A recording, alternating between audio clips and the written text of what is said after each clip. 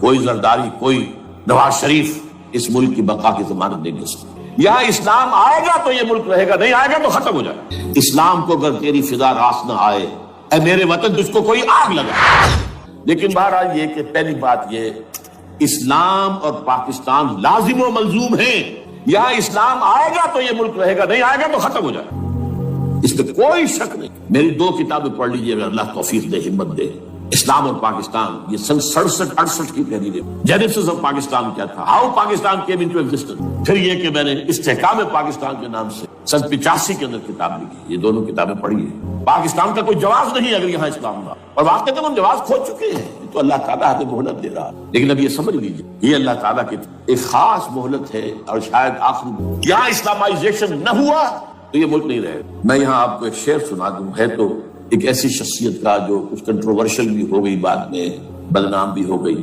ایک زمانے میں جماعت اسلامی کے بڑے مخصوص کارکن تھے وہ مولانا قاسم، انہوں نے ایک بڑا تلخ شعر کہا، اسلام کو اگر تیری فضا راس نہ آئے، اے میرے وطن تجھ کو کوئی آگ لگائے۔ ہمیں اسلام چاہیے، اور اسلام نہیں آئے گا تو یہ ملک نہیں۔ کوئی زرداری، کوئی نواز شریف اس ملک کی بقا کی ضمانت نہیں۔ اس کی بقا ہے اگر تو اسلامائزیشن۔ 61 سال کی ہماری بے وفائی اللہ کے ساتھ کیے ہوئے وعدے کی، اس کا ایک عذاب ادنا ہم جھیل چکے ہیں۔ 71 یاد کی سن 71 پاکستان 2 لخت، 94,000 مسلمان پاکستانی بھارت کی قید میں بھیڑوں بکریوں کی طرح ہانک کر لے جائے گئے، ٹرکوں میں بھر بھر کر، جیسے کہ ڈیرہ غازی خان سے بھیڑیں بکریاں آتی ہیں لاہور میں ذبح ہونے کی، کنسنٹریشن کیمپ۔ ہمارے ٹائیگر نامی جرنیل نے پیش کیا اپنا ریوالور، کتنے لوگ مارے گئے، کتنا فساد ہوا، مسلمان کے ہاتھوں مسلمانوں کا خون گیا۔ یہ اللہ کا ایک خاص عذاب ہوتا ہے۔ میں نے وہ آیت آپ کو سنائی تھی، قل هو القادر على ان يبعث عليكم عذابا من فوقكم او من تحت ارجلكم۔ اے نبی سے کہہ دیجیے اللہ اس پر قدرت رکھتا ہے، جب چاہے تم پر کوئی عذاب اوپر سے نہیں دے، تمہاری زمین کے نیچے سے نکال دے۔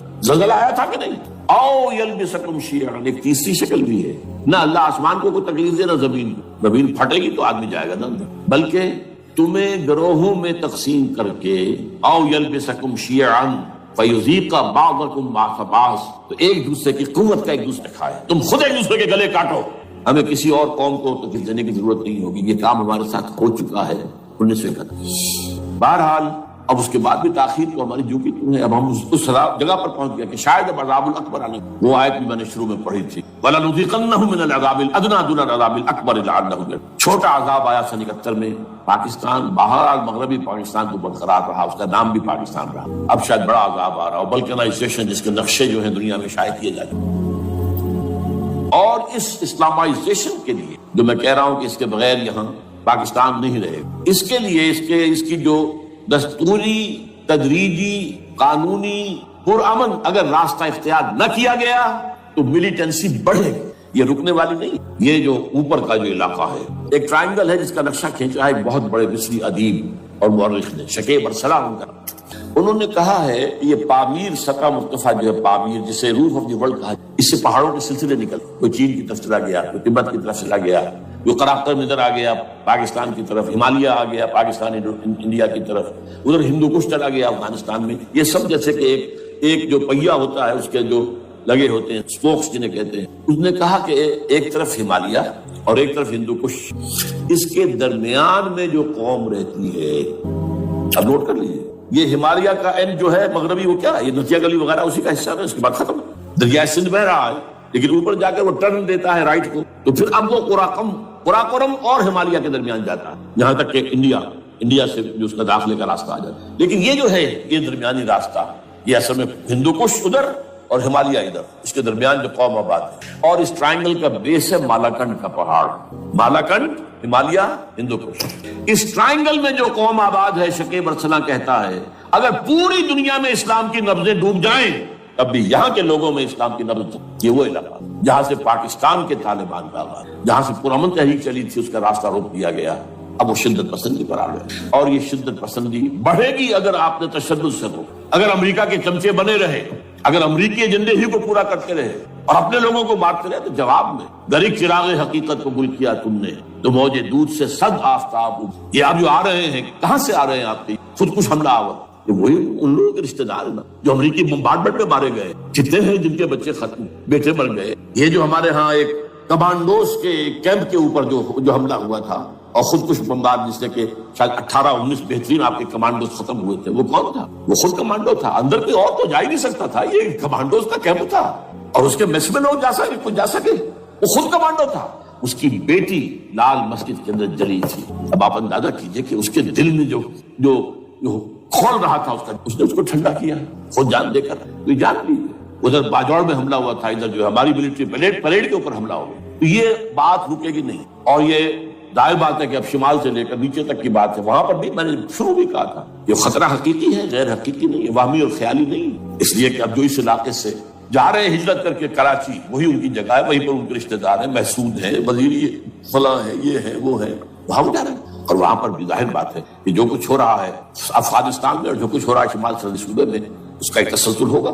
میں یہاں یہ عرض کر دوں آپ سے کہ تقریباً 4 سال قبل، بلکہ 4.5 سال، میں انتہائی مایوسی کو پہنچوں کہ پاکستان کا وجود باقی رہے گا۔ میں نے یہی تقریر کی ہے 29 فروری سن 2004، اسی جگہ پاکستان جواز کھو چکا۔ یہ اسلام کے نام پر تھا، ویر اسلام، جو اسلام یہاں وہ تو بھارت میں بھی ہے، وہ تو امریکہ میں بھی ہے، وہ کہاں ہے اسلام کا سیاسی نظام، اسلام کا تعزیراتی نظام، اسلام کا کرمنل لا، اسلام کا سول لا، اسلام کے فیملی لاز کہاں بنائے تھے اس شخص نے جو فیلڈ مارشل بنا تھا، خود ساختہ، جو اس نے قوانین بنائے تھے۔ تمام علماء نے کہا تھا، تمام مکتبات کہ غلط ہے، تحریک کوئی نہیں اٹھائی، یہ ان کی غلطی تھی، کوتاہی تھی۔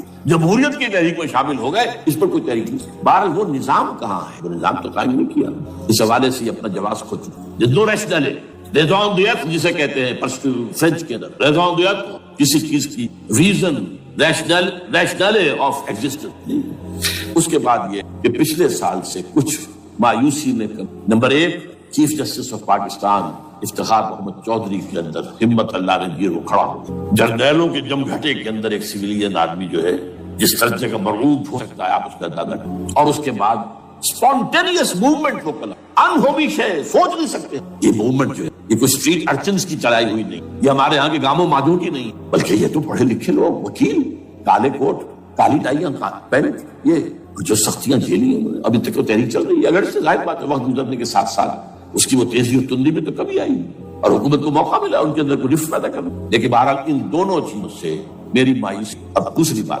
وہ تھی 18 فروری کے الیکشن کا پرامن طور پر میں یہ سمجھتا تھا کہ جو اس کے اندر دخل اندازی ہے، ریگنگ ہو گئی ہوئے، کیسے ممکن ہے پاکستان میں الیکشن ہو اور ریگنگ نہ ہو؟